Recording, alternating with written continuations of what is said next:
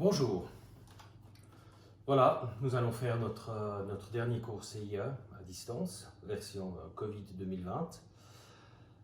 Pour ce cours, nous allons procéder de la manière suivante. J'ai donc corrigé avec attention vos détails. J'ai pris passablement de temps, j'ai vraiment regardé tout en détail. J'ai fait beaucoup de corrections, beaucoup de remarques, j'ai donné donc les notes également. Je dirais de nouveau, dans l'ensemble, c'est un bon travail. Donc, tout ce que vous avez fait jusqu'à maintenant, c'est assez bien. C'était donc un détail, deux détails, basés sur une simulation d'examen. Et je dirais que vous avez assez bien réussi. Je trouve que c'est bien dessiné. Il y a une évolution par rapport au premier cours CIE. Il y a des améliorations, surtout au niveau des fenêtres, des étanchéités, des petits détails. Nous allons ensuite parler des matériaux. Vous voyez autour de moi la table remplie de matériaux. Donc je ne vais pas faire un cours de matériaux comme un physicien ou un chimiste. On ne va pas apprendre les formules, les neutrons, enfin, toutes ces choses-là. On ne va pas faire ça. Moi, ce que je vais faire, je suis quelqu'un du terrain, j'ai construit des bâtiments, des transformations depuis plus de 25 ans. Et donc, j'ai appris à dompter ces matières. Dompter ces matières, ça ne veut pas dire que je connais la composition chimique de cette pierre. Je connais des notions.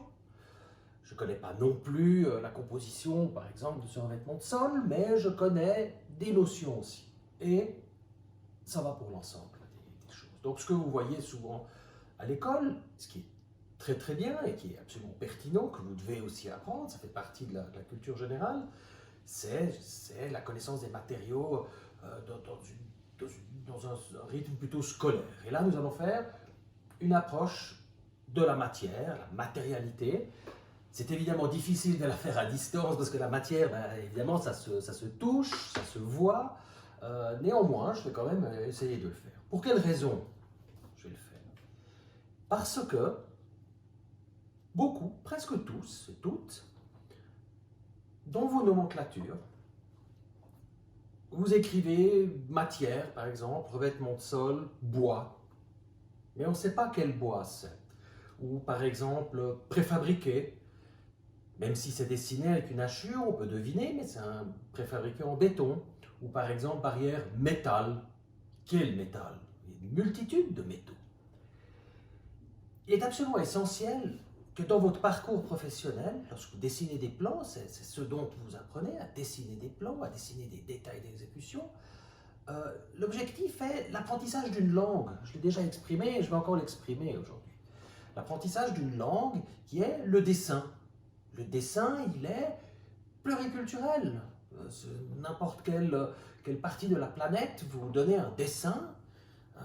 Si vous donnez à un architecte à Singapour ce dessin, par exemple, il va le comprendre, même si vous n'arrivez pas à parler avec lui, vous ne parlez pas sa langue. Et c'est la même chose pour quelqu'un qui va sur l'Amérique du Sud, ou sur le continent africain, ou en Australie. Et donc, ce code, cette langue que vous apprenez, c'est également valable pour le maçon ou le menuisier qui se trouve sur le chantier auprès de chez vous, par exemple Genève ou dans les environs, à 15 km du bureau. C'est la même chose. Vous lui donnez un dessin, il doit le comprendre. Donc si vous donnez un dessin, et dans ce dessin, c'est écrit barrière, vous allez avoir un coup de téléphone instantanément, après qu'il ait consulté le dessin, de dire, le constructeur, barrière, c'est bien, mais c'est quelle barrière? Elle est comment, cette barrière? Donc, il faut aller en profondeur maintenant. Maintenant, il faut aller à l'étape supérieure. L'examen, c'est demander une isolation.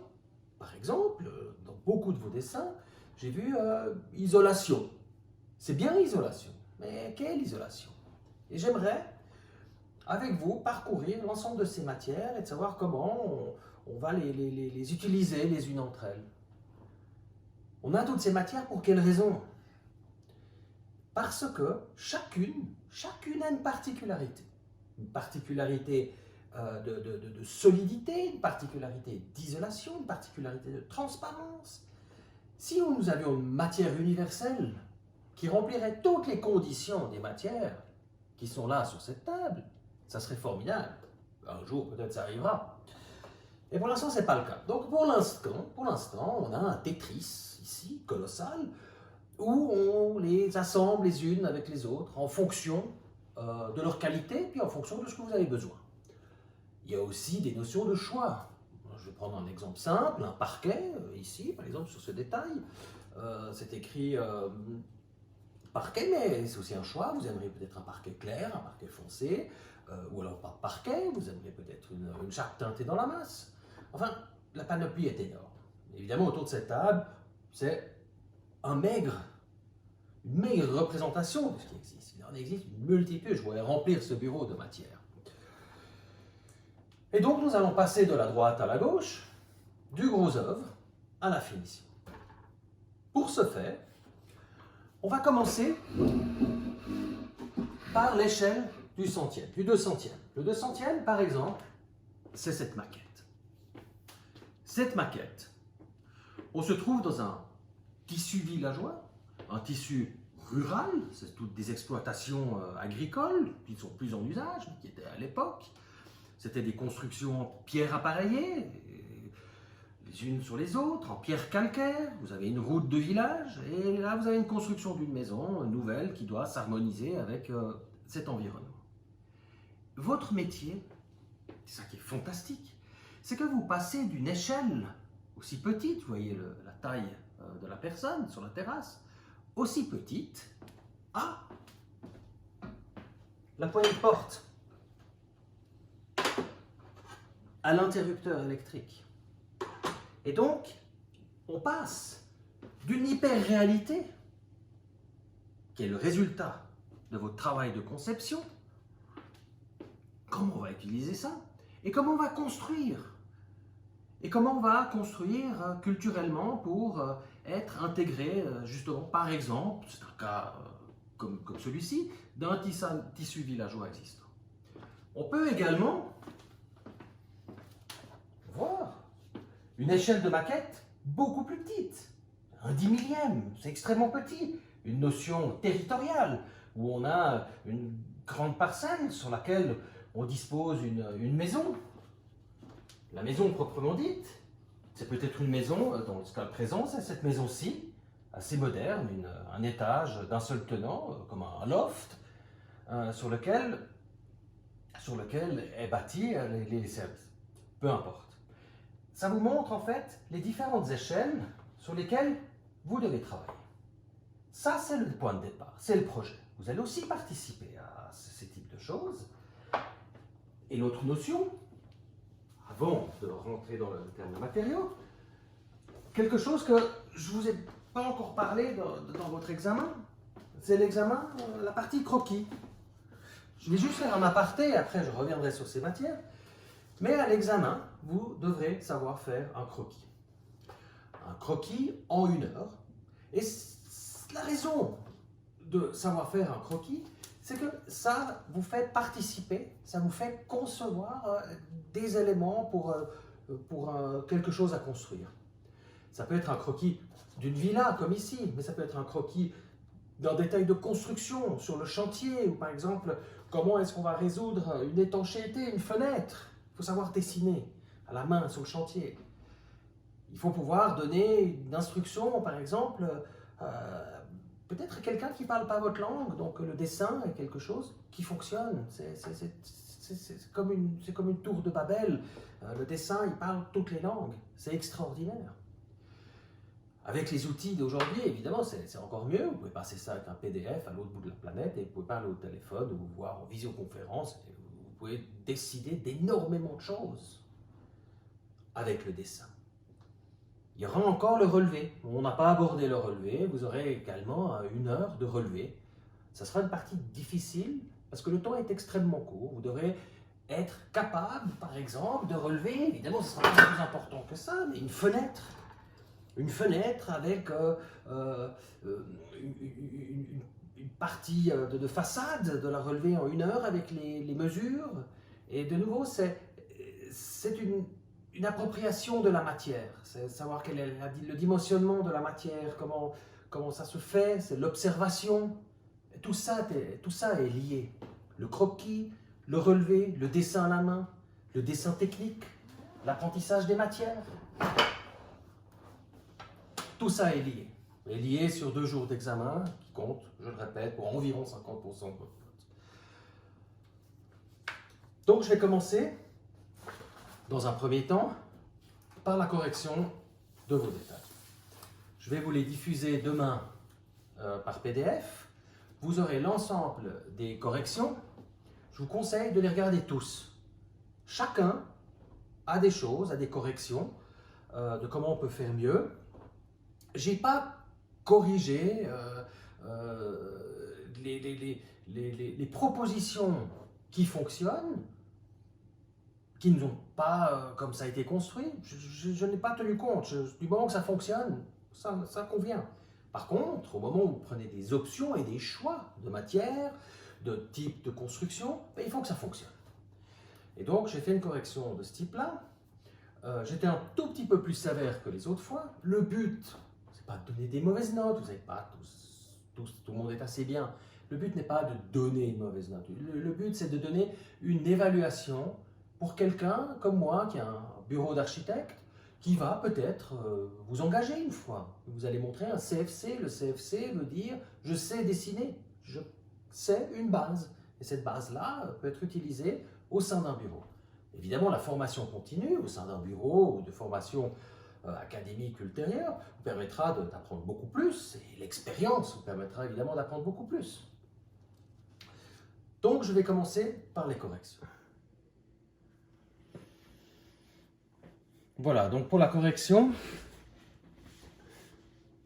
la première personne est Madame Maudou Manon.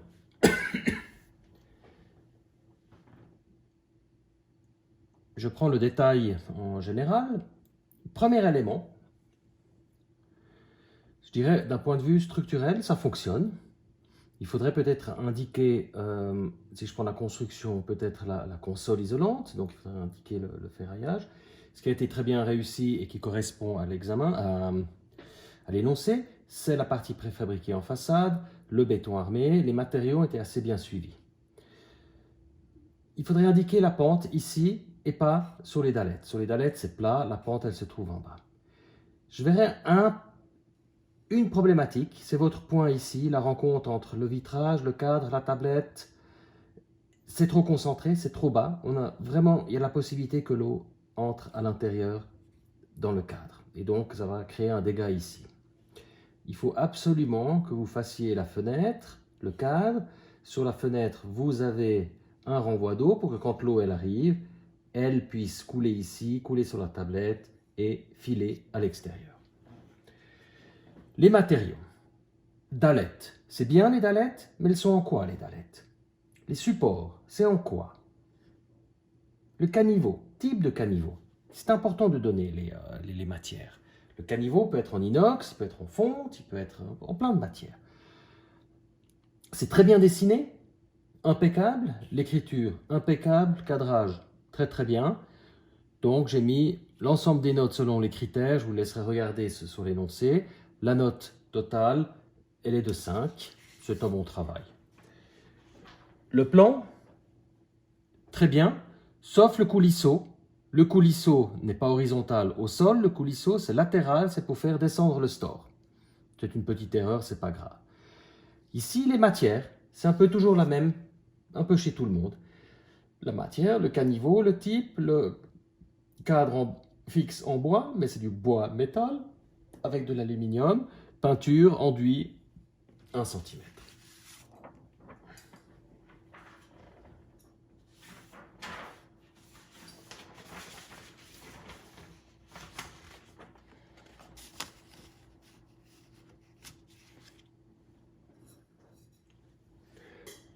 Le travail de M. Shaden Jonathan, est bien, constructivement, impeccable. La partie préfabriquée, tout est bien, mais un fondamental de construction qu'on ne peut pas laisser passer en quatrième année, c'est le pont thermique. Il y a un énorme pont thermique. En fait, l'isolation doit absolument se trouver dans la rupture thermique entre l'intérieur et l'extérieur.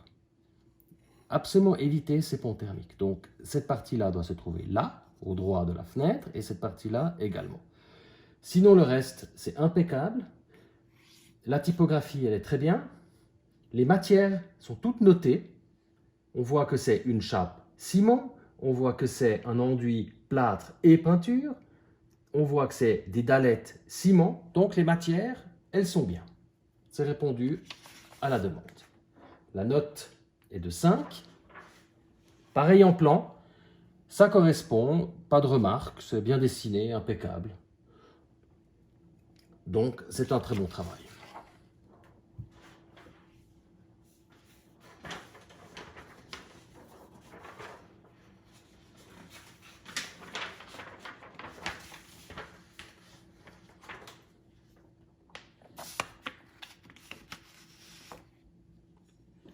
Monsieur Sperizen aussi, il a réussi à structurellement faire fonctionner ça. Le pont thermique, il est coupé, la rupture du pont thermique. Néanmoins, il manque un peu les matières. Il manque toujours des matières. Quel est ce vitrage? Comment il est fait? Il y a le préfabriqué de façade, mais c'est très bien dessiné. Pas de remarques, je dirais. Le renvoi d'eau, il manque juste le renvoi d'eau. Sinon, la fenêtre est très bien faite. C'est un ensemble qui arrive à 4,6. Pour quelle raison? Parce qu'il y a le cadrage et il manque le plan. Donc le plan, ici, on est confronté typiquement à la lecture de l'énoncé. Et l'énoncé, malheureusement, il a été zappé qu'il fallait dessiner un plan. Ça, l'examen, ça ne pardonne pas. On considère que c'est 2 fois le même détail et qu'il manque un détail. Donc l'autre détail qui n'a pas été fait, il a malheureusement clairement pas la moyenne. Moi j'étais tolérant, vous êtes en 3e, je n'en ai pas à l'examen. Les typographies sont très bien faites, mais il manque toujours les matières. Quelles matières? Je répète, vous devez vraiment bien lire l'énoncé afin de remplir le cahier des charges qui vous est demandé. Giorgio Zwigart, pardonnez-moi toujours pour mes prononciations des noms, je vais sûrement encore faire des erreurs. Ici, structurellement, ça fonctionne, mais il y a un problème de pont thermique. Ici, il fait froid, cette dalle, elle va donner du froid ici. Ici, c'est un radiateur froid, et inversement, la chaleur, ici, ça va chauffer la terrasse, ça va chauffer l'extérieur. Donc, c'est un fondamental. L'autre élément, c'est la tablette ici, le renvoi d'eau, le renvoi de la tablette. Je l'aurais fait à l'opposé, plutôt vers l'intérieur, parce que l'eau va couler là derrière, ça va faire des taches, ça va marquer la façade. Si on imagine ça sur un immeuble de 100 mètres de long et de 7 étages, ça va tacher la façade. Donc, c'est une petite chose, mais ça peut avoir une répercussion assez importante. Au niveau des matières, par exemple, je reviens toujours à la même chose, parquet, mais quel parquet? C'est un parquet en quel bois? Chêne, bouleau, hêtre. Sinon, c'est très bien dessiné. La fenêtre fonctionne, le store fonctionne, c'est un assez bon travail. Note globale 4,5. Le plan, rien à dire. Très très bonne note. Mais le fondamental du pont thermique est quelque chose que vous devez absolument connaître en 4e année afin de ne pas faire ces erreurs lors de votre examen. Monsieur Shakiri,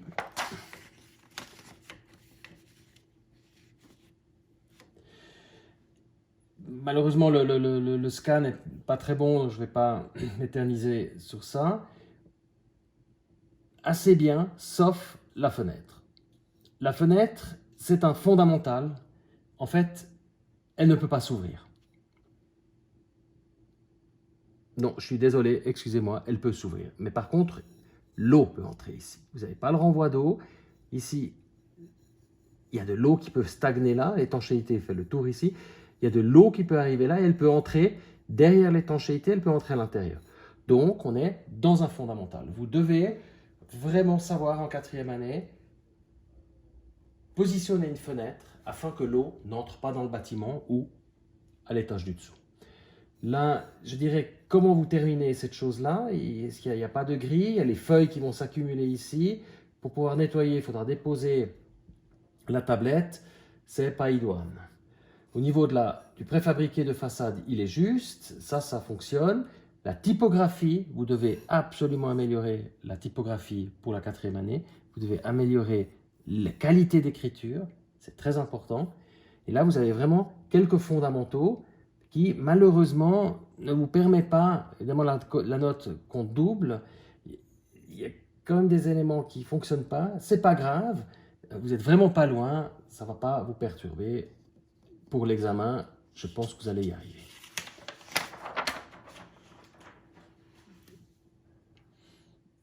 Il y a une incohérence entre la coupe et le plan. Et les matières, la composition de ces matières, on ne sait pas comment c'est fait. Et surtout ici, il y a une fenêtre.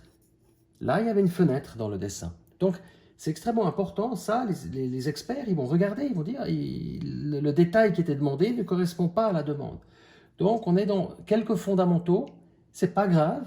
C'est peut-être de l'inattention. Je pense que vous allez y arriver. Mais il faut absolument lire l'énoncé plusieurs fois de façon à faire ça le plus juste possible.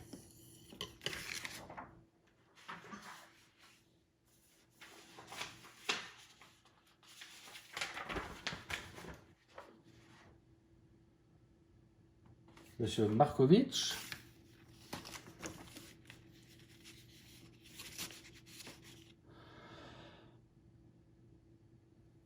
Plusieurs choses, malheureusement.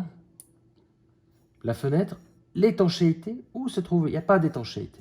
Elle n'est pas dessinée. C'est un fondamental. Où est l'étanchéité? Si vous n'avez pas d'étanchéité, l'eau va venir ici, elle va s'infiltrer là et elle va couler chez le voisin. Ici, il n'y a pas de bois métal, c'est important, c'est un énoncé, vous devez faire du bois métal. Vous avez le problème des matières, il faut absolument faire un bloc de matière, il faut écrire avec une meilleure typographie, vous arrivez à le faire ici, mais il faut tout aligner.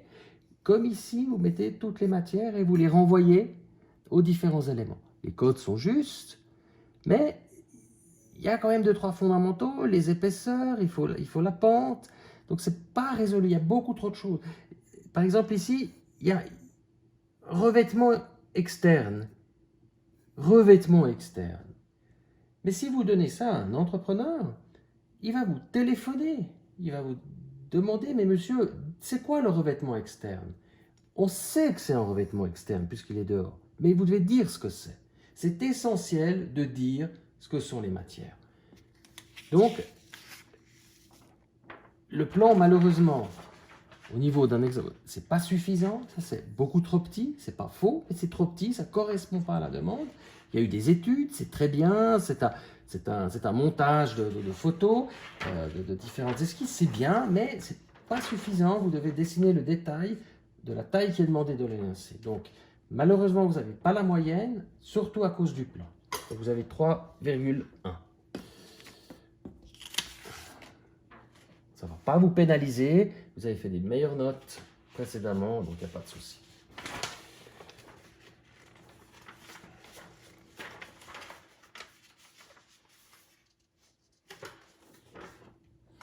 Madame Audrey Damon.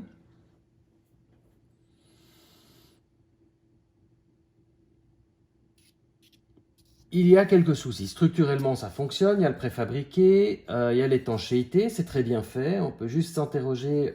L'étanchéité ici, elle va par-dessus. On la voit, on peut marcher dessus. Elle n'est pas protégée. Il n'y a pas de protection. Il y a quelque chose ici. Bon, on ne sait pas si c'est la fixation de la barrière. C'est pas très clair. Les armatures sont beaucoup trop proches de la peau extérieure. Il y a un problème que ça puisse casser ici. Vous devez les mettre un peu plus au centre. vous avez un autre souci, c'est vous avez disposé ce sommier ici au droit de l'isolation. Et donc, vous avez la rupture du pont thermique n'est pas linéaire. En fait, il aurait fallu faire ici le sommier au droit de la coupe de la dalle, la continuité de la rupture du pont thermique avec la fenêtre et votre store. C'est très bien dessiné, il n'y a pas de souci, vous dessinez très très bien, j'ai mis des bonnes notes ici, mais je n'ai pas mis une bonne note sur les typographies, elles sont pas, c'est bien. L'autre problématique, c'est ce trait avec ces petits points. C'est pas faux, mais c'est pas l'usage. La problématique, c'est que on va voir ici le parquet, évidemment, que c'est le plus haut. On sait que le parquet, c'est pas ça. Mais quand vous aurez une multitude d'autres dessins et une multitude d'indications à donner, vous devez absolument donner chaque matière. On doit avoir un trait pour chaque matière pour savoir que les dallets de ciment, c'est celle-ci. C'est pas ici. On peut vraiment prêter à confusion. On peut faire des erreurs. Alors là, c'est évident qu'on ne va pas mélanger dallette et isolation, mais ça peut arriver. Donc, donnez un trait pour chaque matière. La goutte pendante, elle est dans le préfabriqué. Elle est coulée avec le préfabriqué. Ce n'est pas une pièce rapportée. Parce que l'eau va arriver ici, elle va se glisser sous cette pièce, ça va geler, et à la longue, ça va casser ici. Cette vis va tomber, et dans 6-8 ans, cette pièce ici, ça va casser. Donc, il faut faire une goutte pendante à l'intérieur du préfabriqué. Vous avez 4, c'est bien dessiné. Le plan, il est bien. Pareil avec les écritures. Toujours 2 battues, pas une battue. Les une battue, on construisait ça au 19e siècle. C'est fini, on est 21e siècle. C'est 2 battues. Ici, il y a une fenêtre. C'est une petite erreur de l'énoncé où en fait ça ne correspond pas à ce qui est demandé. Là, vous avez travaillé en béton armé, il n'y a pas de problème. La typographie, le cadrage, c'est correct. Donc, vous avez 4, juste la moyenne.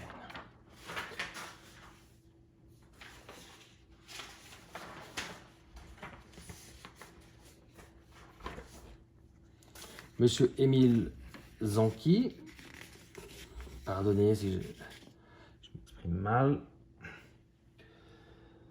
Le préfabriqué, c'est bien.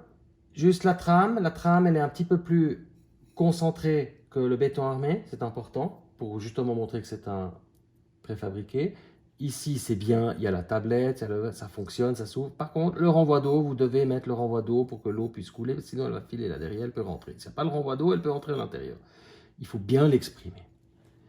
Les matières, c'est bien. Isolation, parquet collé, mais quel parquet, de nouveau, ça c'est partout, c'est général. Il y a le parquet, mais c'est bien du parquet. Mais quel parquet? On veut savoir. Le dessin veut que l'on sache qu'est-ce que c'est comme parquet. Les matières. Sinon, ici, les textes sont assez bien faits. C'est correct, c'est un 5. On va voir le plan. Je ne vais pas le tourner. Aussi, ça fait partie de la présentation. Toujours les matières. Au niveau des traits, traits en vue, traits en coupe, il faut qu'on puisse voir la différence. Il y a beaucoup de traits finalement, mais parce que les traits en vue ils sont assez prononcés. C'est peut-être la photo, je ne sais pas. Ici, c'est un triple vitrage, ce n'est pas un double. C'est important parce que dans l'énoncé, c'est triple.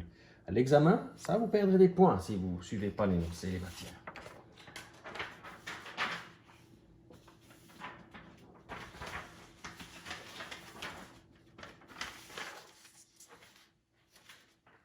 Madame Evelyne Bessot, 4,5. Un peu la présentation, c'est beaucoup, c'est juste, vous pouvez couper, vous avez le droit, mais vous auriez pu le faire en entier. Mais c'est pas grave, c'est un détail, vous avez les erreurs. Toujours les matières, quel type de matière, quel type d'isolation, c'est général pour tout le monde. Ici, vous devez indiquer les fers à béton. Ici, vous avez indiqué, mais il faut le faire un peu plus grand. La rupture du pont thermique, c'est bien. Ici, c'est impeccable. Ça, c'est bien. Par contre, en plan, le plan, il est assez petit. Les matières, ça va. Vous avez fait ça correctement.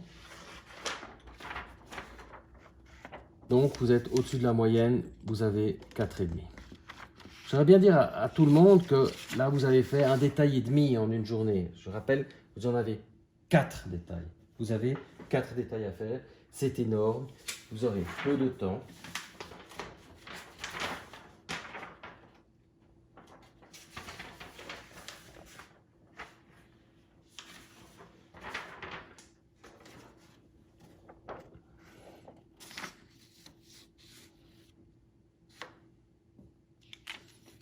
Je suis désolé, je suis obligé de le mettre comme ça. Monsieur Emmanuel. J'arrive pas à lire, désolé mes yeux, je suis plus très jeune. Écrivez plus grand, vous allez avoir des experts comme moi. Si on n'a pas nos lunettes, on va s'approcher, on ne verra pas qui c'est. Aussi sur le chantier, imaginez que vous avez ce plan, vous êtes au fond de la fouille, il pleut, si on vous téléphone au bureau, il faut qu'on puisse voir qui c'est, on doit pouvoir lire les informations. Cette partie-là, c'est une pièce, on dirait préfabriquée, mais c'est pas clair, c'est très fin, c'est difficilement, c'est pas l'usage, on n'arrive pas à savoir, c'est fixé comme un préfabriqué, mais les épaisseurs sont extrêmement faibles. J'ai un doute que ça fonctionne. Ici, la tablette, il faut lui mettre un socle aussi, sinon la tablette, là, elle tombe. Je pense que c'est un oubli. Ça, le vitrage est beaucoup trop petit. Il faut vraiment, vraiment que vous fassiez un vitrage qui soit juste. La rupture du pont thermique est beaucoup trop faible. Il faut vraiment la faire plus épaisse. Ici, le store, c'est un petit défaut de conception. On voit le store à l'intérieur, donc s'il y a de la poussière, des oiseaux qui nichent, vous allez voir depuis votre séjour tout ce mécanisme, c'est pas joli, je vous promets que c'est pas joli. Donc, il faut faire une pièce de bois plus grande à ce niveau-là, peut-être un sommier, voilà. Mais ça, c'est un petit défaut de conception. Donc, le plan se trouve ici, ça ne correspond pas à l'énoncé, c'est pas grave de nouveau, vous n'êtes pas à l'examen, il faut qu'à l'examen, vous dessiniez un détail sur un plan comme demandé à l'énoncé, c'est trop petit, il faut que ce soit vraiment le cadre qui est demandé dans le centième, on doit pouvoir le voir sur le détail. Donc malheureusement, ça vous péjore et vous n'avez juste pas la moyenne, essentiellement à cause de ça, et des essentiels de construction. Sinon, les matières, c'est bien, vous avez mis, correct. Vous écrivez assez bien, c'est bien dessiné, vous n'êtes pas loin, c'est vraiment, c'est des nuances, comme je dirais.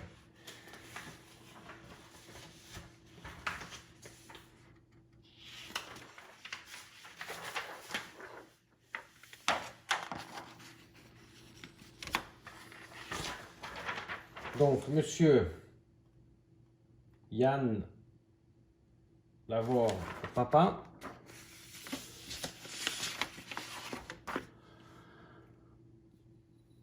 là, il y a une petite erreur avec la tablette. Il faut absolument qu'elle arrive. Le renvoi d'eau, c'est pas ici, c'est ici. Et il faut une tablette en aluminium par-dessus avec un petit retour sur le préfabriqué pour que l'eau n'aille pas se filer là derrière. C'est un fondamental, c'était vraiment le thème de ces cours CIE. J'aimerais vraiment que vous appreniez, que vous sachiez dessiner une fenêtre. Vous en aurez besoin à l'examen, vous aurez besoin dans votre métier. C'est très important. Les renvois d'eau, les renvois aux nomenclatures, pareil, il faut que chaque matière ait son trait. Le trait unique avec les points, c'est pas clair, je vous le déconseille, c'est pas faux, mais je vous le déconseille. Au niveau dessin, c'est correct, mais c'est pas voilà, on peut améliorer le dessin, les typographies à améliorer, vous avez donc juste la moyenne. Ici, c'est un tout petit peu succinct. Je pense que c'était la fin, il n'y a pas de battu, voilà, c'était la fin. Là, ça ne correspond pas à une vraie fenêtre, donc c'est pas idoine.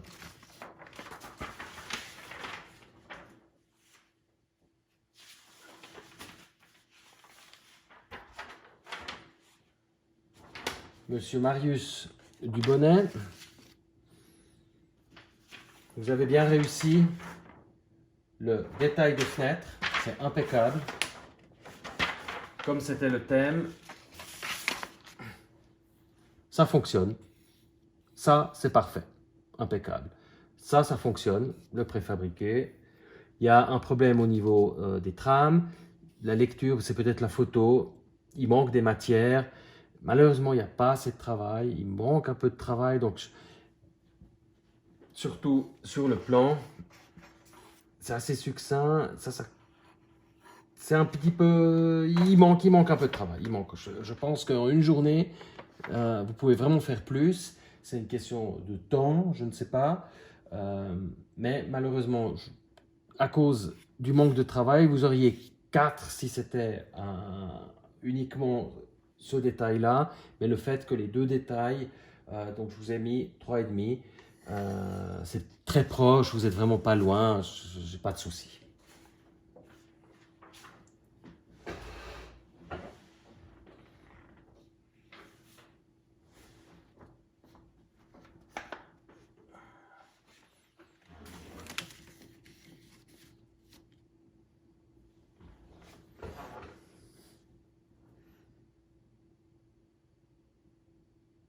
Monsieur Elliot Thomas, alors,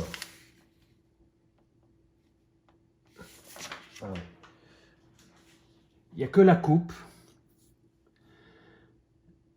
Elle est très bien faite. Il manque les types de matières, c'est pour tout le monde les matières, mais sinon c'est bien dessiné, ça fonctionne, l'étanchéité, tout ça c'est très bien fait. La typographie, là vous écrivez assez bien, mais dessiné, tout parfait, impeccable, on a l'impression que c'est écrit, voilà, il faut écrire comme un architecte, il faut faire une typographie qu'on puisse vraiment bien lire.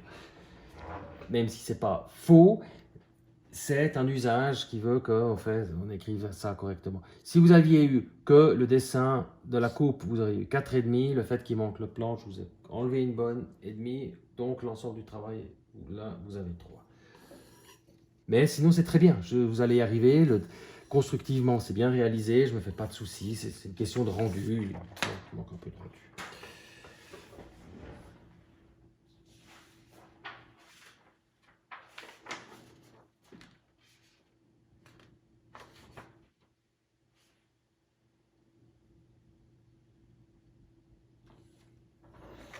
Je ne sais pas qui c'est.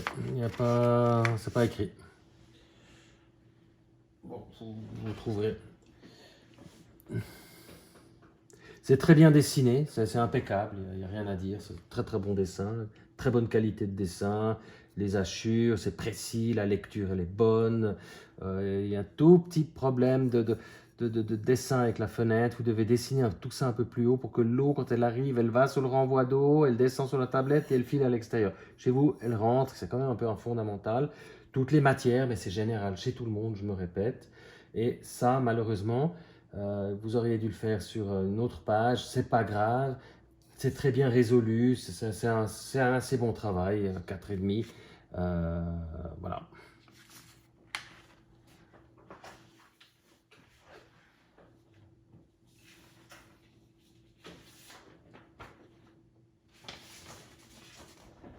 Monsieur Beauvais Sam, donc vous avez 4,5.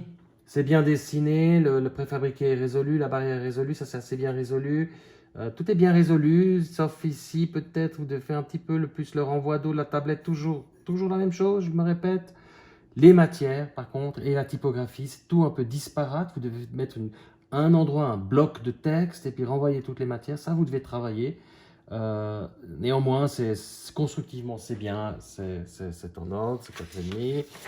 Le dessin, il y a une petite erreur ici. Je dirais que la matière du bois, elle est trop fine. Vous ne pouvez pas faire des matières aussi fines. Il faut de la matière. Le bois, il faut de la matière. On ne peut pas faire 1 cm de bois pour une fenêtre. Mais c'est rien, c'est un détail. Toujours les matières, on ne voit pas ce que c'est.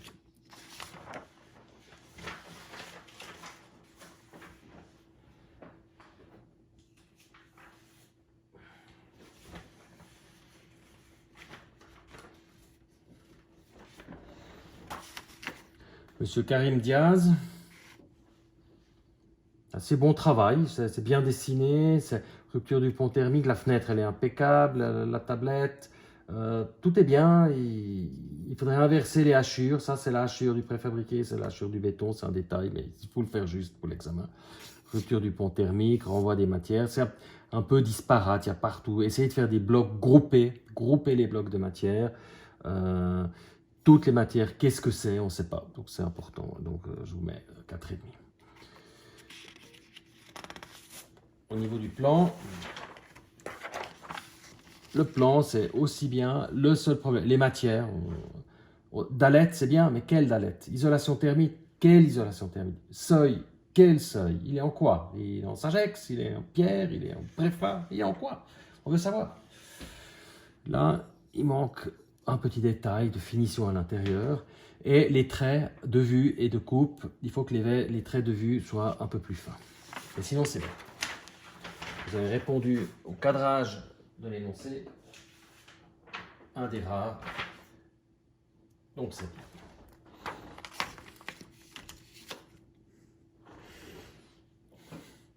Madame Morgan, donc vous avez 4,5. C'est bien dessiné, il n'y a rien à dire. Vous avez résolu le préfa en façade, vous avez résolu le vitrage. Il y a un petit problème avec la rupture du pont thermique, mais il y a la tablette isolante, c'est bon. Il y a le store en dessous. Vous aurez peut-être dû superposer un peu plus la rupture du pont thermique, mais c'est pas grave. Les nomenclatures, elles sont bien dessinées, les types aussi de matière. Ici, un linteau Stalton, ce n'est pas un linteau Stalton, ça c'est vraiment un fondamental. Un linteau Stalton, c'est de la maçonnerie, c'est pas du bois. Donc là, un expert va se dire, mais c'est vraiment un fondamental. Non, ça doit être juste ça. Les matières, avec le renvoi avec les petits points, je l'ai déjà dit, ça peut prêter à confusion. Moi, personnellement, je n'aime pas. On ne sait pas où est quoi. On sait pas. Moi, je vous déconseille. Et les matières, de savoir en quoi c'est. On ne sait pas.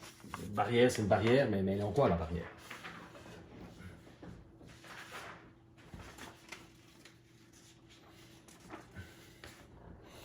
Luca, donc toi tu as 5. De manière générale, c'est assez bien résolu, c'est assez bien dessiné. L'étanchéité, juste un petit détail de comment tu l'arrêtes là. Tu as fait le retour, tu as fait la fenêtre assez bien. Il y a 2 battues, toujours la fenêtre a 2 battues, pas une. On n'est pas au 19e siècle, il y a 2 battues minimum. Aujourd'hui, il y en a même 3, mais il faut 2 minimum. Ici, un petit. C'est pas du bois métal, ici c'est du bois, ici c'est du bois métal. Il faut dessiner le métal, le store il fonctionne. Les matières, elles sont bien. Voilà, il y a un seul endroit, on ne sait pas ce que c'est. Donc, chape nivelante, ciment, c'est très bien. Support, taquet, dalette, ciment. On voit que c'est un préfabriqué aussi en ciment. Il manque juste l'isolation thermique, c'est quoi? Revêtement intérieur, enduit, plâtre, c'est bien. Le bois, le parquet, c'est du bois en chêne. Voilà, on sait ce que c'est bien. Ça, on arrive à faire, à construire. Là aussi, triple vitrage, juste l'isolation. On doit savoir en quoi est fait l'isolation.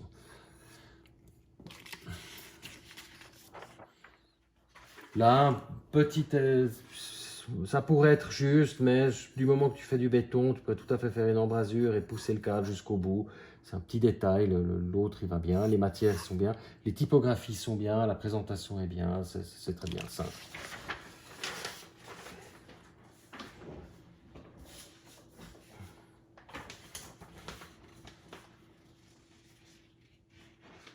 Monsieur Luis Mardanas, aussi assez bien résolu. C'est plutôt le problème de la présentation. Il y a peut-être ici, c'est un peu confus. Les cotes, il faut les faire un peu plus grandes. Les nomenclatures, c'est bien, il y a chaque trait, mais tout est un peu disparate. Il faut vraiment faire des blocs de correction, des blocs de, excusez-moi, des blocs de typographie de légende. Le plan pose plus de problèmes, c'est pour ça que vous avez un 4,1. C'est surtout là où ça pose problème. Je pense que là, vous avez pris du temps pour le faire, vous l'avez bien fait, et ici, vous êtes arrivé à la fin, et ça ne correspond plus vraiment à la réalité. C'est semi-esquisse, c'est pas un dessin de construction, c'est pas un détail. Là, ça va encore, mais il faut 2 battues, et là, on se perd, et malheureusement, ça vous pénalise énormément. Et le but n'est pas de vous pénaliser, mais c'est que vous rendiez compte qu'à l'examen, vous devrez pouvoir terminer tous vos détails. C'est très important. Si vous manque un détail, ça va vraiment perdre beaucoup de temps.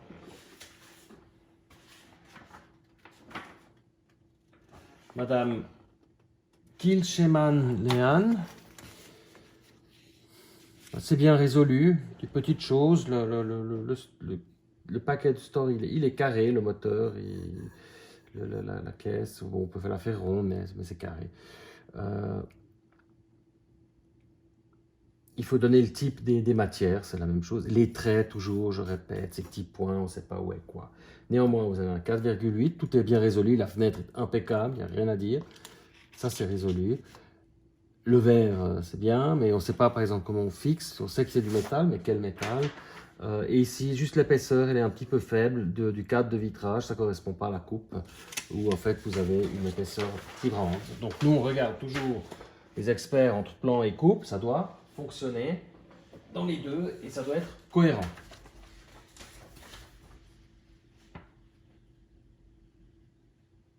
Madame Pitlou.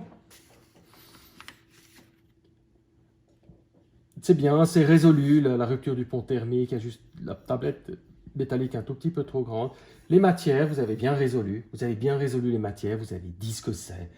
On voit clair, on sait ce que c'est comme parquet, c'est du chêne, on sait que c'est un crépi blanc en finition sur le ventre, on sait ce que c'est. Vous avez mis isolation, le type d'isolation, voilà. On arrive à pouvoir savoir, je pourrais faire une soumission avec l'ensemble de vos détails. Je pourrais l'utiliser pour faire des soumissions, ça va très très bien et construire. Là, il y a peut-être juste la trame. La trame doit être plus petite pour le préfabriqué que le béton, donc vous avez assez bien résolu, donc je pense que c'est très bien. Le plan aussi, c'est bien. Ça, malheureusement, vous auriez dû peut-être plus le mettre ici. Mais c'est un détail, donc vous avez 5,1, c'est bien, c'est un bon travail, c'est résolu.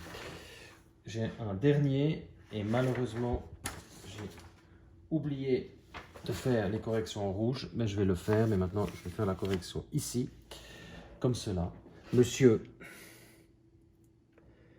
Géorgie, le cadre de la fenêtre est assez bien, structurellement ça fonctionne, il y a le préfabriqué, vous avez fait une tablette, c'est bien. Tout ça, le dessin, c'est très bien dessiné. Ça, c'est parfait. De nouveau, les traits avec les petits points, c'est peut-être moi, mais je suis comme ça. Je n'aime pas. On ne sait pas, je veux voir chaque matière ce que c'est. C'est la typographie, je me répète, je pense, elle est bien. Il y a les cotes. Non, c'est assez bien résolu. Attention, le renvoi d'eau, vous l'avez dessiné, mais tout petit peu petit, je me répète. C'est juste, constructivement, ça marche. Au niveau du plan, vous êtes parti en béton, vous avez fait tout en verre, ça correspond à la demande. Les codes, finition, il manque les matières. Je dirais donc c'est un peu comme tout le monde. C'est résolu, donc c'est, je dirais, c'est un travail qui est 4,5, 5, entre 4,5 et 5, voilà. Je vous donnerai la note précise avec la correction. Le détail de la fenêtre, vous voyez bien que ici il y a un seuil en maçonnerie, la tablette qui passe par-dessus, et ici vous avez le renvoi d'eau qui est là à l'intérieur de la fenêtre et qui peut filer par là. Là, vous avez tous les alignements, toujours entre la coupe du haut et la coupe du bas, ça doit être aligné, pareil en plan. Faites attention toujours aux épaisseurs, donnez des épaisseurs correctes de bois. C'est plutôt 8 que 6. Il faut donner ces épaisseurs assez justes. Avec le bois métal, on est assez épais, plus le triple vitrage, donc c'est très vite 8-10 cm. Dessiné à la main, c'est une photocopie. Voilà, on voit toutes les pièces de bois, la tablette. Ici, vous avez le bois métal, la rupture du pont thermique, le renvoi d'eau, la tablette ici, la goutte pendante, la hauteur depuis le terrain naturel. Vous avez la largeur du store ici, vous avez le lieu de la façade, vous avez les compositions, ça vous avez fait juste, vous avez les isolants. Ici, les matières, on a indiqué ce que c'est du roof mat de 40 mm, c'est pas de l'isolation, c'est du roof mat de 40 mm. On sait ce que c'est, on tape sur internet, roof mat 40 mm, on le trouve. Cuivre, 2 plis, ça veut dire qu'il y a du cuivre et c'est avec 2 plis, et un lait d'étanchéité collé à chaud. Ce n'est pas une étanchéité, c'est un lait d'étanchéité. Parce que l'étanchéité, ça pourrait être une colle à 2 composants, ça pourrait être une peinture baraprène, ça pourrait être, ça pourrait être différentes choses. Donc, il faut absolument dire ce que c'est. Cette pièce-là, ici, les matières, c'est du delta MS. Ce n'est pas un drainage vertical, c'est un delta MS. On tape sur Google delta MS, on le trouve, on sait ce que c'est. Roofmate 100 mm, on sait ce que c'est. Le Roofmate, voilà, on sait ce que c'est. Et le baraprène, ça c'est une étanchéité en baraprène, et ça c'est une étanchéité des laits de 400 excusez-moi, des laits d'étanchéité collés à chaud. Vous voyez sur ce petit détail, on a les matières. Donc les matières sont importantes.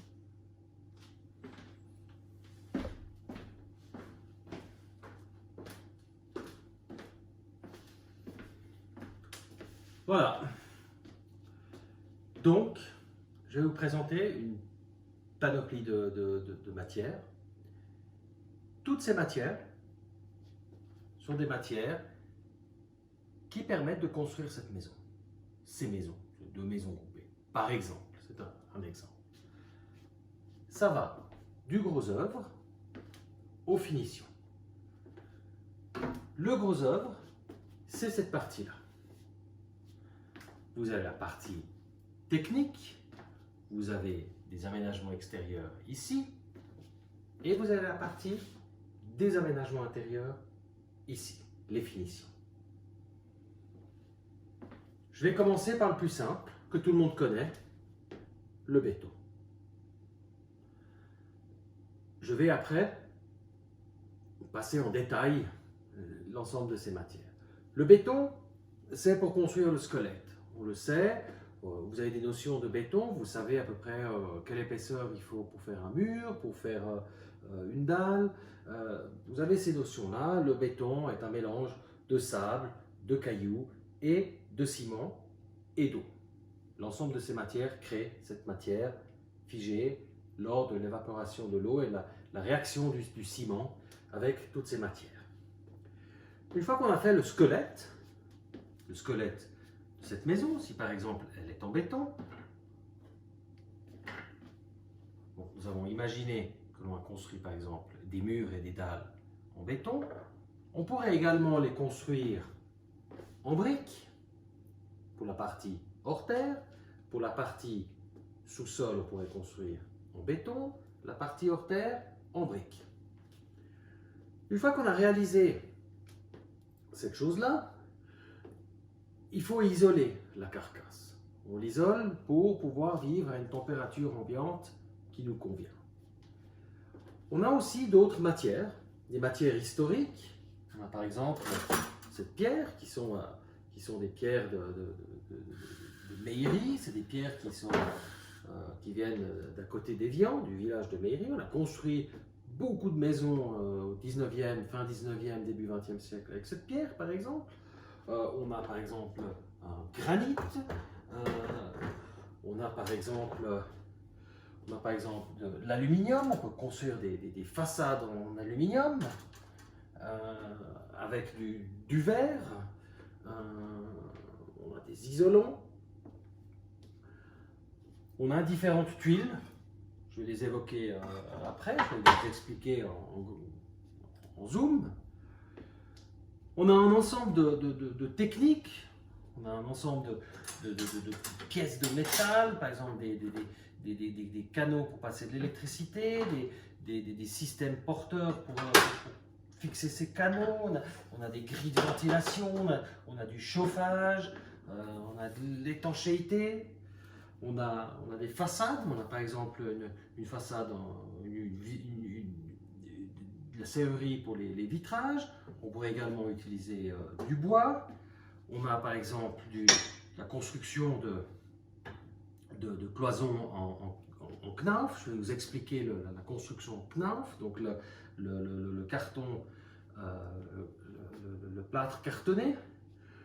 On a un exemple de chape. On a un exemple par exemple pour des aménagements extérieurs, des grilles en fonte. On a de l'inox pour des barrières. On a du teck pour des revêtements de terrasse.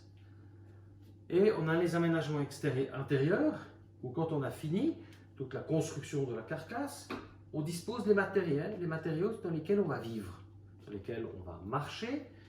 On a des matériaux qu'on va toucher, des matériaux, par exemple, la poignée de porte est un des éléments que l'on touche dans le bâtiment, à contrario de la dalle, on ne la voit plus. Ça, c'est des matériaux que l'on touche. Par exemple, l'interrupteur, la barrière en bois, mais elle peut être en métal, ça peut être de l'inox aussi. Après, on a des revêtements de sol, on a du parquet, on a de la pierre, on a des sols souples, on a des sols en peinture, on a des plinthes, et après on a les finitions, les mobiliers, les armoires, les placages, et tout cet ensemble de choses font qu'on puisse construire une maison. Et maintenant je vais passer en détail l'ensemble de ces matières. Différentes matières, donc on a vu le béton armé, je l'ai déjà évoqué auparavant. Ici on a par exemple la brique en ciment. On construit des murs en briques ciment, donc on voit que c'est des parties de ciment qui sont moulées à la chaîne de façon à pouvoir les empliquer. On voit qu'on a les emboîtements de façon à pouvoir emboîter une brique après l'autre, et on a un revêtement rugueux ici qui nous permet de recevoir un crépi de finition. Dans ce cas-là, ça c'était un échantillon de crépi ciment chaud teinté dans la masse. On l'a teinté avec du pigment en rouge, mais on pourrait tout à fait imaginer de faire un crépi différent, par exemple un crépi jaune sur ocre sur la façade. C'est un pigment qui est en surface, ça veut dire qu'on a une matière crépissage gris, chaud, au ciment, et on vient mettre un revêtement là-dessus. On peut également imaginer mettre cet élément-là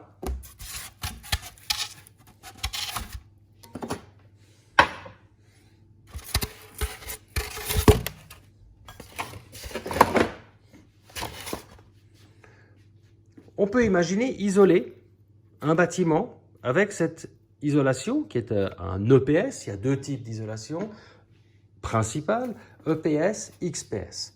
Je vous conseille de les apprendre. Vous en aurez besoin pour l'examen. Je vais vous donner dans les documents une fiche qui vous explique ces deux types d'isolants.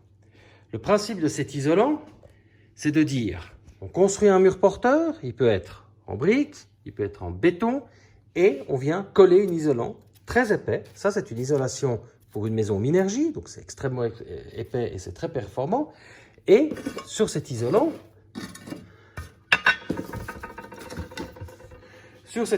on vient mettre une toile synthétique, et sur la toile synthétique, on vient mettre un crépi de finition. À la fin, c'est ces maisons que quand on tape, ça fait un bruit comme du vide, ça fait toc-toc. C'est le principe de l'isolation périphérique. C'est assez utilisé. C'est quelque chose qui arrive fréquemment également à l'examen. Et par exemple, pour les fenêtres, après, on peut utiliser des fenêtres en aluminium avec le dispositif de verre qui viendrait ici à l'intérieur. On voit le caoutchouc, la rupture du pont thermique, et dans ce cas-là, on est dans un verre, des meneaux en aluminium avec un élément coupe-feu nécessaire qui est à base de plâtre. On le voit à l'intérieur ici en plan. On a également cet élément de fenêtre coulissante. On voit qu'ici, on aura les fenêtres coulissantes. Ça, cette hauteur-ci, c'est pour compenser votre hauteur avec la tablette extérieure qui va se trouver là. Donc, vous aurez tous vos détails de renvoi d'eau que vous avez vus sur vos dessins. Cette hauteur-là est variable. Dans ce cas-ci, c'est un échantillon avec cette hauteur-ci, mais ça peut être beaucoup plus haut. Et vous avez ici, vous voyez la rupture du pont thermique, de façon à ce qu'entre l'extérieur et l'intérieur, on a l'échange de calorifique qui est au minimum. On peut construire ces fenêtres en bois également. Ici, c'est des fenêtres à l'ancienne, c'est des fenêtres en chêne.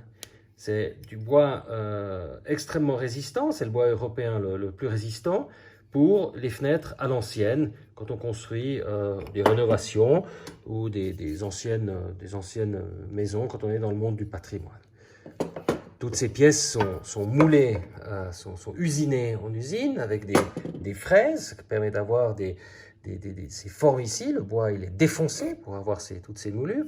Et on voit ici, par exemple, vous avez cette forme ici, c'est la goutte pendante qui est moulurée dans la matière. On a différents exemples. On a par exemple également, vous voyez cette tablette, je l'ai déjà montré dans le cours précédent, mais cette tablette par exemple, si elle était de la même finition, elle pourrait être tout à fait ici, de façon à pouvoir, on voit tout à fait ici le renvoi d'eau.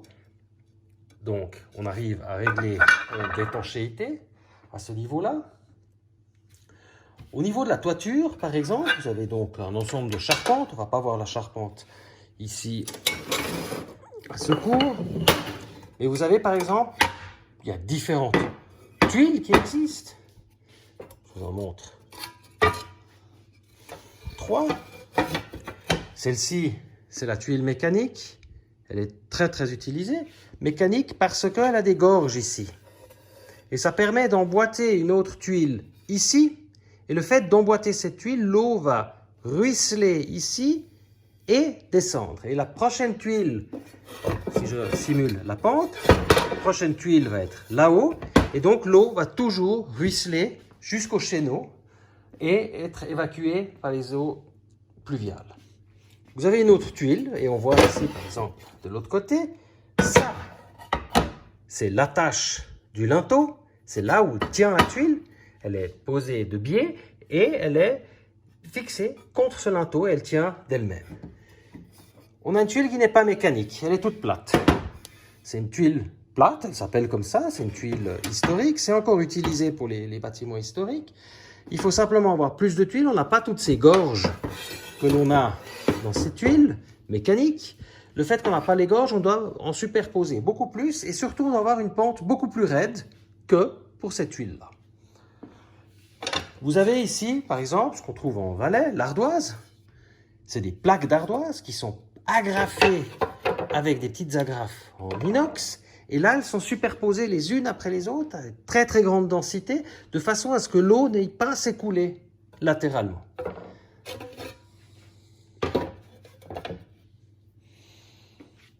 On a par exemple, pour les aménagements extérieurs, on a une grille en fonte. C'est une grille extrêmement solide. C'est très résistant. Surtout, c'est résistant à la compression. Et par exemple, pour une terrasse, on peut tout à fait utiliser du teak. Et on voit, le teak est un bois extrêmement résistant. Il est résistant parce que la nature de la composition du bois fait que ça résiste à l'eau. L'eau ne va pas attaquer ce bois. Il va durer extrêmement longtemps. A contrario, par exemple, un bois comme le sapin qu'on peut utiliser en façade ou du mélèze, mais on ne pourrait pas l'utiliser à plat comme une terrasse parce que ce bois ne va pas résister.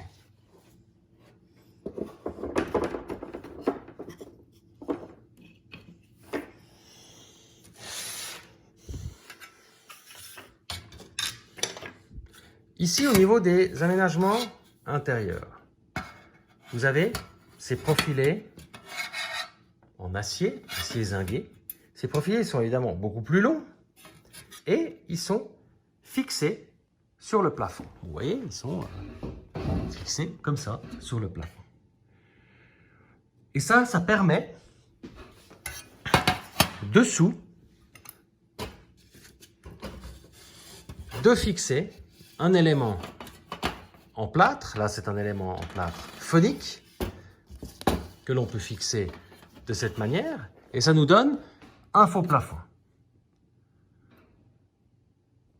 C'est vissé par-dessus au travers de ces rails.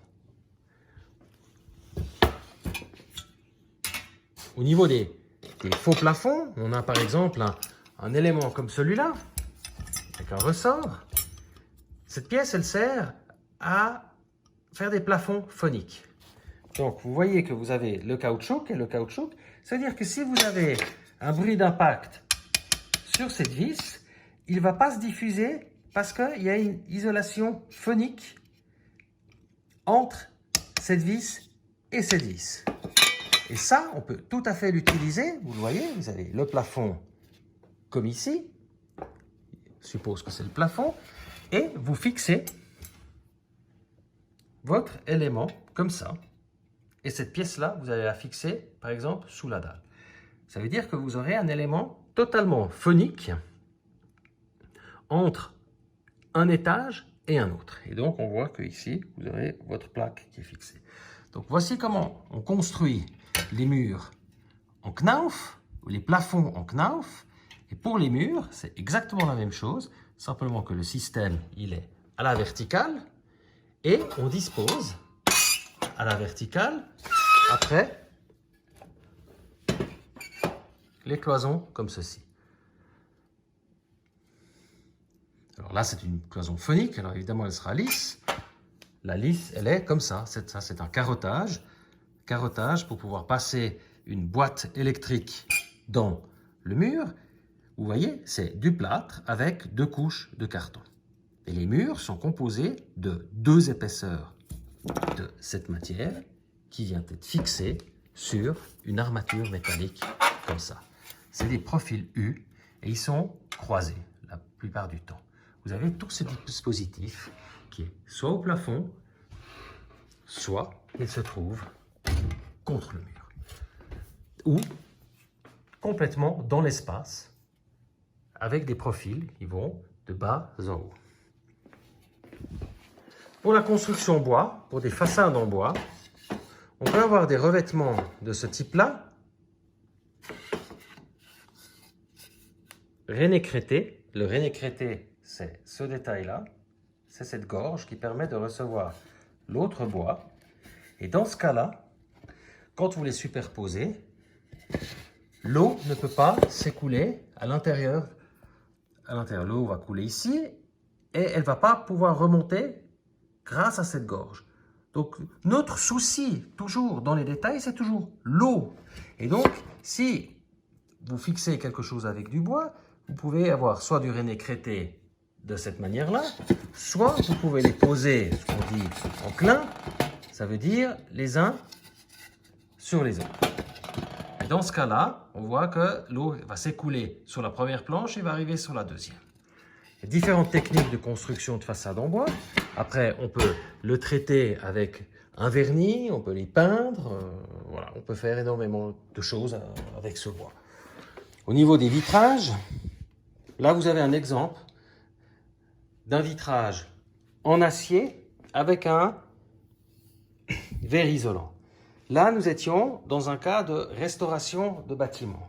De restauration de bâtiment d'une usine qui datait du début du siècle passé. Et donc, on a reproduit le détail avec une légère coupure du pont thermique. Alors, évidemment, ce n'est pas aussi performant qu'un vitrage bois-métal, mais dans des conditions historiques, on reproduit des choses qui s'approchent en fait des performances thermiques que l'on devrait obtenir. Là, vous avez une chape. Une chape de 8 cm. C'est un carottage. Ça, c'est une chape qui a environ 60 ans. Elle a été faite dans les années 60 exactement. Voilà. Donc, ça n'a pas changé aujourd'hui. La chape, elle est comme ça. Donc, elle est sur toute la surface. Et c'est sur cette surface qu'on pose après un parquet qui peut être collé. Il sera collé sur cette surface à la colle. Carrément, comme ça, comme vous dessinez sur vos dessins. Un parquet qui est, dans ce cas-là, vous voyez, c'est un parquet avec une couche d'usure. Donc, il y a une pièce en bois aggloméré et la couche d'usure qui est sur le dessus et qui représente environ 4 mm. C'est la couche où on va marcher. Vous avez différents parquets. Vous avez, par exemple, un parquet comme celui-ci,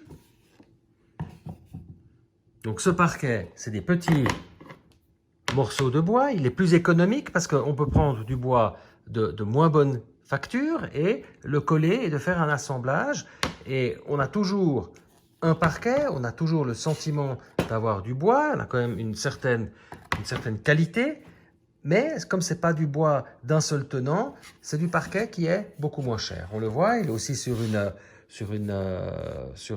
un bois aggloméré et il est collé à la colle sur la chape. Et donc, c'est dans ces 8 cm ici que va se trouver le chauffage au sol. Il y a des tuyaux qui sont dans cette chape, dans le chauffage au sol. Et dessous, il y a l'isolation, j'en ai pas ici, mais dessous, il y a l'isolation de 2 x 4, 2 x 2 cm. Au niveau du parquet, vous avez d'autres exemples. Vous avez par exemple du bois exotique, donc il est extrêmement résistant. Il a le défaut qu'avec les ultraviolets, il devient beaucoup plus clair. Et vous avez ici une sous-construction sous le parquet. Vous savez, pas un bois aggloméré comme celui que je vous ai montré auparavant, mais vous avez du hêtre. Pourquoi du hêtre ici et pas de l'aggloméré? Parce que ce bois, il travaille beaucoup. Il faut que le bois qui soit collé sur la chape soit de la même résistance que la couche d'usure. Sinon, celui-ci va travailler plus et le parquet il va bouger. Donc c'est important d'avoir des couches d'usure et des fonds qui soient de la même qualité. Pourquoi on a des couches d'usure et pourquoi on a une partie de bois aggloméré? C'est une question, je dirais, de coût. Essentiellement, si on voit par exemple dans ce cas-ci, on a donc du hêtre qui est quand même nettement moins coûteux que le bois exotique. Ça permet d'avoir une épaisseur de parquet importante. Disons que là, on a 15 mm, parce qu'on ne pourrait pas uniquement coller la couche d'usure, il faut qu'on puisse l'assembler. Vous voyez, on a ici le rainé crêté. Il faut qu'on puisse mettre les autres plaques les unes dans les autres. Donc, il nous faut une certaine épaisseur. Si on construisait en massif, tout avec du bois exotique, ça coûterait un prix incroyable, donc on ne le fait pas. Vous avez après un autre exemple de parquet. Un parquet dans la masse. C'est un parquet, il n'a pas la couche d'usure et le parquet, c'est une pièce de bois entière. On le voit tout de suite. Le désavantage de la pièce de bois entière, c'est qu'elle travaille. Vous voyez ici, on a le cœur de l'arbre. Ça veut dire ici, vous aviez le tronc de l'arbre. Et on voit qu'avec les stries, le parquet, il commence à gondoler, il commence à vriller. Et donc, ce parquet-là, par exemple, il n'est pas collé. Ce parquet, il est posé sur la chape, mais avec du feutre. Ça s'appelle un parquet flottant. Donc, ce que l'on fait, on prend la chape qui est sèche, on met un feutre et on pose simplement le bois dessus. Ça permet à toute cette pièce de bois et toute la surface du parquet de dilater et de travailler. Si vous collez ce bois directement sur la chape, la puissance du bois lors de son retrait ou de son expansion due à l'humidité ou au séchage va décoller le parquet. Donc, c'est une des raisons pourquoi on appelle ça du parquet flottant, à contrario de ce parquet collé. Et c'est également une de ces raisons pourquoi on a une couche d'usure. La couche d'usure, on la voit, elle est dans une certaine direction, et l'attache de cette couche d'usure est dans une autre direction. Et c'est pour ça qu'on a toutes ces stries et ça permet au bois de travailler dans différentes directions. Donc, quand la couche d'usure va travailler d'un certain sens, celle-ci va travailler de l'autre sens. Et donc, les forces vont se répartir.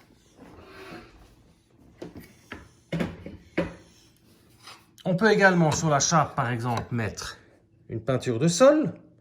Donc, vous voyez, l'épaisseur, elle est extrêmement fine. Ça, cette partie-là, c'est pour l'échantillon. Mais sinon, vous voyez, vous avez à peu près 2 mm. C'est quelque chose qu'on peut mettre directement dans des sols, par exemple des halls d'entrée, dans des garages, ou même, on peut mettre aussi dans l'habitation, ça c'est aussi possible. Après, on peut mettre du carrelage. Ça, c'est plutôt du carrelage pour des murs, mais le principe, c'est le même. Le carrelage, c'est quoi? C'est de l'argile, c'est de la terre cuite sur laquelle on a émaillé une couche résistante, facile à nettoyer et qui est utilisée donc pour les salles de bain. Après, nous avons d'autres types de carrelage. Ça, c'est du grès, par exemple. On voit ici, on a les petites strips pour pouvoir poser la colle. C'est posé sur la chape et c'est collé comme ceci. Ça, c'est quelque chose d'extrêmement résistant. C'est du grès, on l'utilise pour les cuisines, on l'utilise aussi pour les salles de bain ou pour les pièces qui sont extrêmement utilisées. Vous pouvez encore, par exemple, utiliser les chapes teintées. Les chapes teintées, vous passez de la chape, simplement. Les chapes teintées dans la masse, ici, c'est teinté naturel, c'est entre le plâtre et la chose, c'est une surface, c'est totalement homogène qui fait 8 cm et qui est en fait la couche d'usure. Ici, c'est là où on marche et ça remplace donc la chape d'un seul tenant.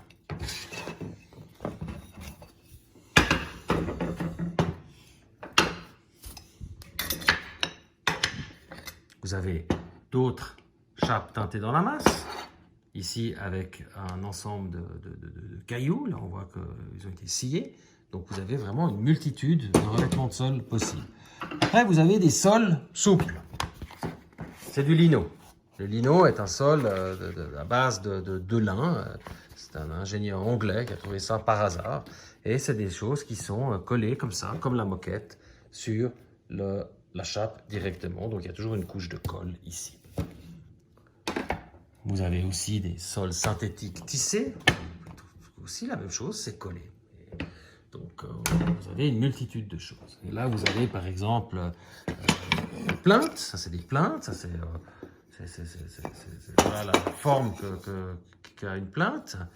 Donc, si vous imaginez que vous avez ici le revêtement de sol, eh bien, vous avez votre plinthe qui est posée ici contre le mur et elle arrive comme ça. Vous avez une plinthe qui est un tout petit peu plus petite. Et pareil, elle est posée, c'est une pièce de bois qui est vissée comme ça ponctuellement contre le mur.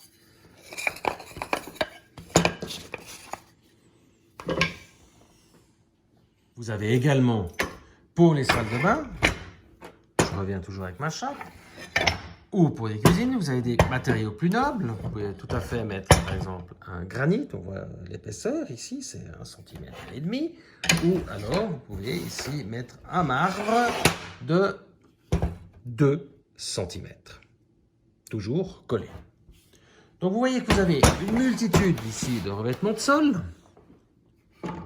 Et donc, votre métier est justement de savoir qu'est-ce qu'on va mettre et comment ces matières vont travailler ensemble. Au niveau des aménagements intérieurs, vous avez par exemple ici un plaquage bois. Plaquage bois, c'est une partie de bois noble qui est en fait une feuille de bois. On coupe une feuille de bois, donc on peut avoir du bois très précieux, mais comme l'épaisseur est très fine, ça demande peu de quantité de bois. Et c'est collé sur une structure. Et ça, donc, ça peut être une armoire, ça peut être une table, ça peut être du mobilier, ça peut être revêtement intérieur de façade, par exemple. Je vous montre encore un autre plaquage. Après, vous avez des surfaces comme ça qui sont ouais, ils ont de la nervosité ici. Donc, vous avez vraiment une multitude de matériaux pour le mobilier, extrêmement intéressant. Donc, je vous ai parlé de toutes ces matières. Vous voyez maintenant, c'est tout en vrac sur la table. Je les ai passées comme ça en revue de manière extrêmement simple, de manière extrêmement rapide. L'objectif, c'est de vous montrer que vous avez énormément de matière. Énormément de matière. Et il faut les apprivoiser, ces matières. Si vous prenez par exemple un dessin comme celui-ci, qui n'exprime pas quelles sont les matières, vous pouvez tout à fait vous apercevoir que ça peut être d'une certaine matière, ça d'une autre matière, ça d'une autre matière, la barrière d'une autre manière, le store, tout ça peut être une multitude de matières. Et donc, c'est pour ça que j'insiste, avec toute cette panoplie de matières, j'insiste que sur vos plans, il faut absolument que vous notiez ce que c'est. Il faut noter si c'est une brique mécanique en terre cuite, il faut noter si c'est de l'acier inox, il faut noter si c'est du teck, il faut noter si c'est de la fonte, il faut noter si c'est un faux plancher aggloméré, il faut noter si c'est un faux plafond phonique, il faut noter si c'est un plaquage, il faut noter si c'est une barrière en hêtre, il faut noter si l'interrupteur est en inox, si la poignée est en inox, si le paillasson est en plastique, si la grille est en aluminium, il faut noter si la fenêtre est en chêne, est-ce que le parquet il est en hêtre composé, est-ce que le parquet il est en chêne massif teinté dans la masse, est-ce que la fenêtre c'est un double vitrage, est-ce que la fenêtre c'est un plot de verre, est-ce que la fenêtre est en acier, est-ce que le faux plafond il est construit avec une sous-structure, avec du knauf. La chape, elle est comment? Est-ce que c'est une chape avec un revêtement? Ou est-ce que c'est une chape teintée? Est-ce que l'isolation, c'est un EPS? Est-ce que c'est un XPS? Est-ce que l'isolation dans la toiture, le complément de la toiture, c'est du pavarouf, par exemple? Est-ce que c'est de l'ardoise? Est-ce que la pierre de restauration, c'est une mairie? Est-ce que la structure porteuse est en béton armé? Est-ce que la décoration est en marbre? Est-ce que la bordure est en granit? Est-ce que les briques avec lesquelles vous construisez votre maison sont en terre cuite ou sont en ciment, comme ici? Est-ce que le revêtement, c'est un crépi avec une peinture ou est-ce que c'est un crépi teinté dans la masse, comme ici? Est-ce que le faux plafond, il est en métal déployé? Est-ce que le plaquage, c'est du boulot? Est-ce que votre façade, est-ce que votre cuisine, elle est en corian? C'est tout ça qu'il faut absolument tenir compte quand vous dessinez tous vos détails. Vous avez toutes ces matières, toutes, et il y en a une multitude. Il faut absolument que ces matières, vous puissiez les noter sur vos détails, il faut les apprendre et il faut les apprivoiser. Voilà. Merci de m'avoir écouté. L'exercice aujourd'hui pour le dernier cours CIE, on va travailler sur ce centième. Il y a 15 compositions sur la coupe de cette maison. 15 compositions de matière qui va du radier, dalle sur sous-sol, dalle sur premier, dalle sur deuxième, la lucarne, le faîte, la toiture, le chéneau, l'avant-toit de cette entrée, l'escalier de l'entrée, la terrasse, la fondation de la terrasse, le balcon et la barrière du balcon.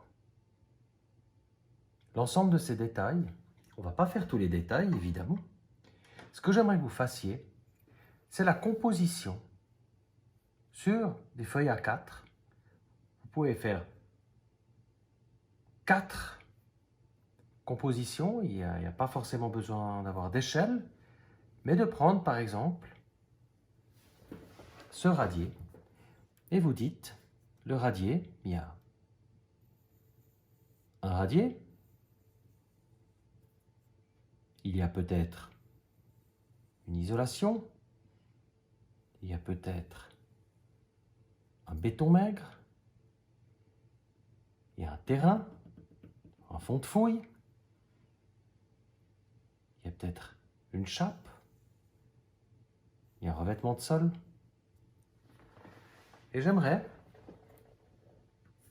que vous fassiez toutes les hachures de ces détails, c'est des compositions de sol et de mur, pour l'ensemble de ces détails, et que vous notiez toutes les matières. Vous en avez 15. Vous devez trouver, concevoir vous-même l'ensemble des matières de cette maison.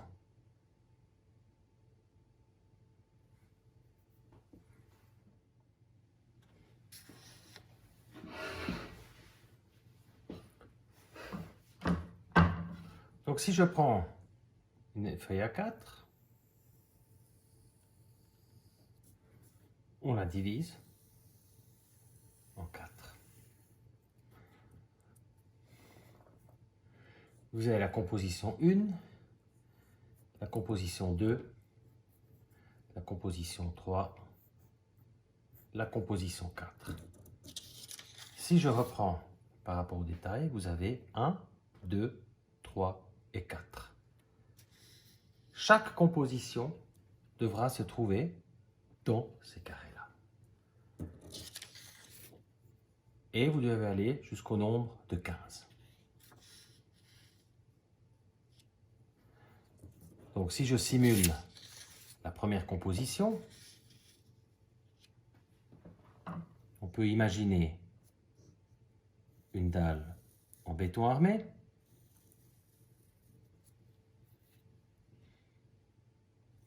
Elle peut être isolée. Il faut un béton maigre. Et ici, le terrain, c'est le fond de fouille. Au-dessus, il y a peut-être un chauffage par le sol, mais pas forcément. Vous êtes libre, mais il faut que ça fonctionne. Vous avez une chape et vous avez un revêtement de sol.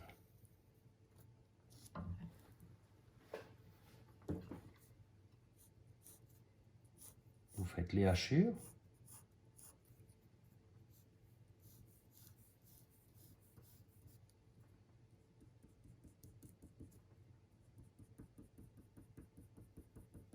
Moi, je le fais vite pour vous expliquer.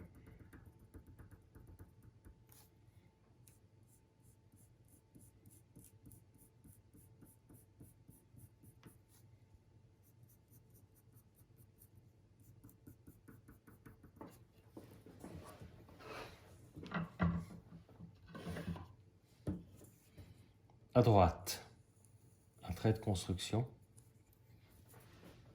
Et là, vous écrivez toutes les matières.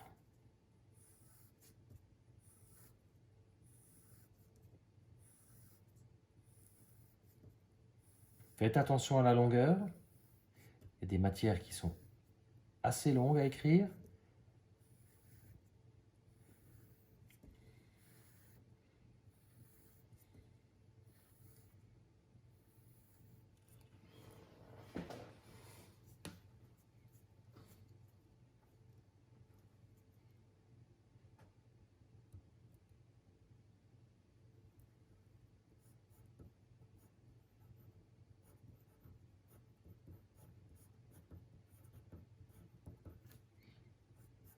Et les épaisseurs.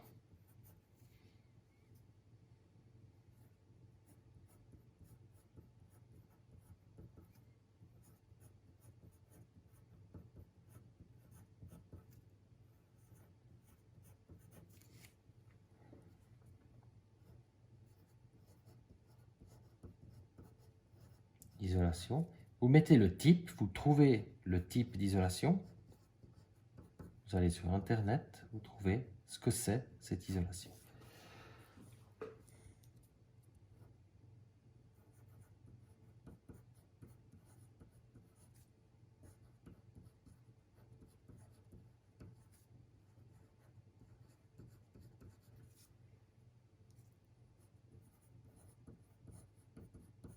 L'isolation sous radier, le type, il faut la trouver.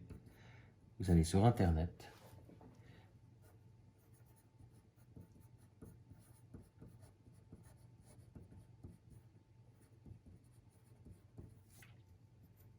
Là, je dépasse, vous voyez, il faut essayer.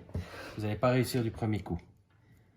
Et X centimètres pour l'isolation. Et il faut faire les renvois.